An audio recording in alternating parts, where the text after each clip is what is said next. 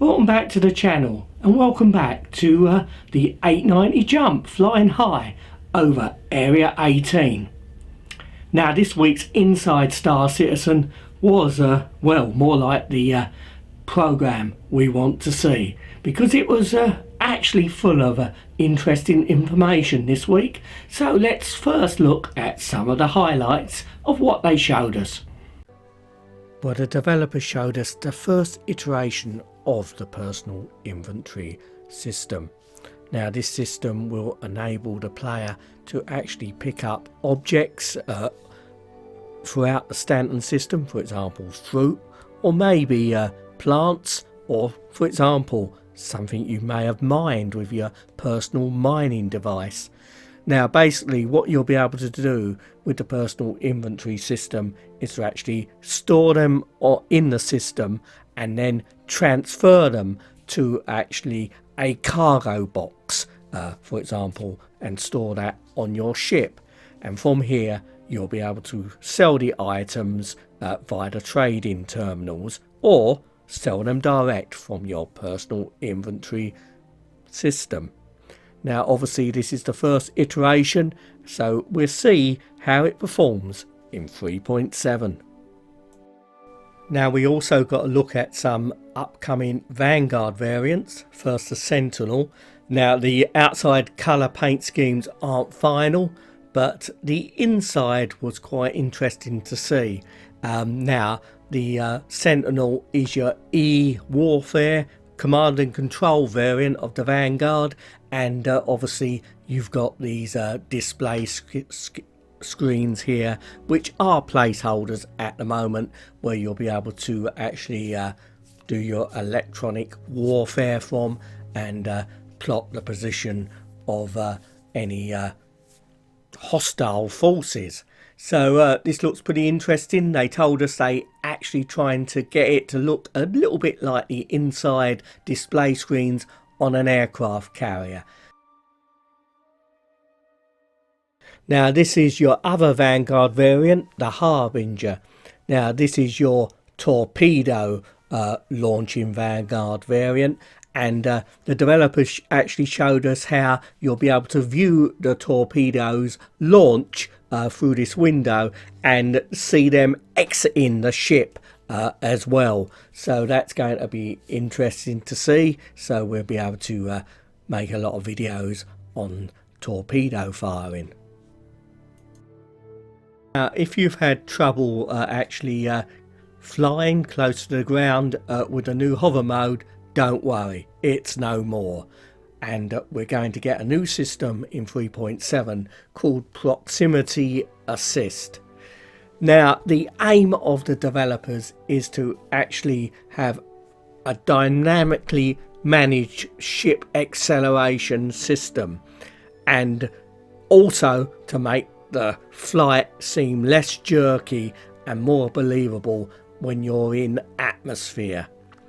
Now we have to wait and see how this turns out, but by the look of this video it certainly does look less jerky than obviously the previous systems of slow flying we've seen in the game.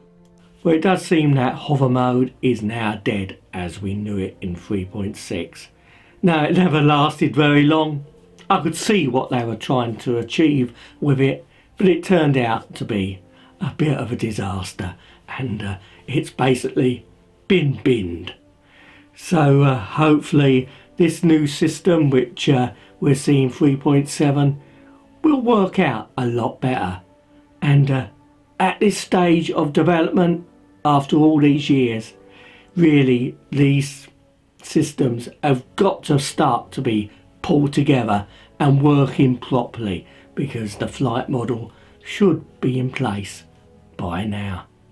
Now there was a Star Citizen Live this week, and it was full of really useful information, and we really want more actual programs like this. And amongst some of the topics they talked about was Server Side OCS, and this was pretty interesting, full of technical information.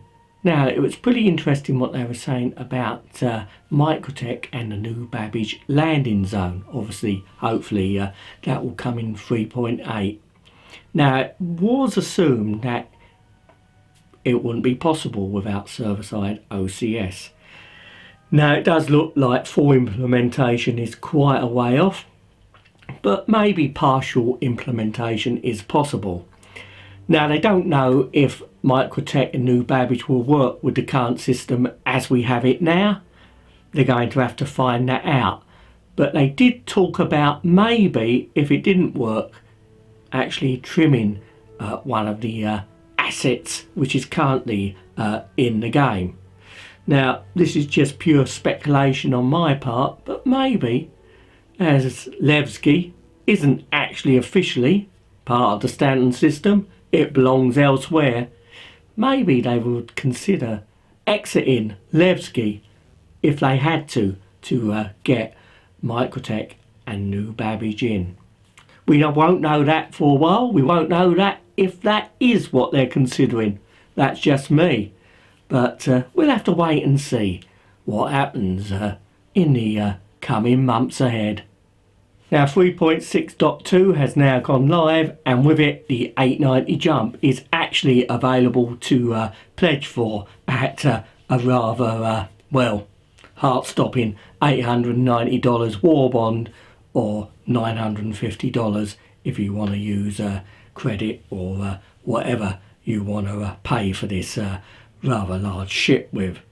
Now, to be honest, no ship, however good, no digital asset is worth this price, but well, it is impressive, and it's obviously up to everybody out there what they spend their hard-earned money on.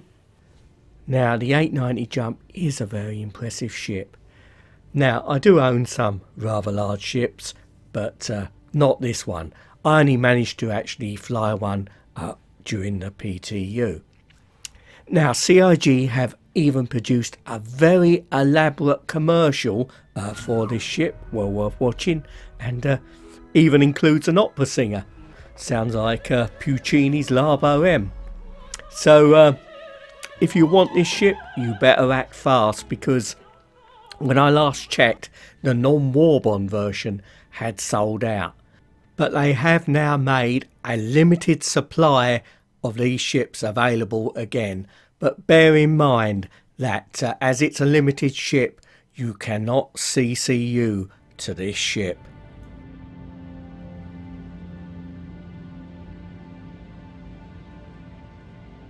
Well, thank you very much for watching. Hope you enjoyed this week's episode. And as always, please don't forget to like and subscribe, which will help the channel a lot.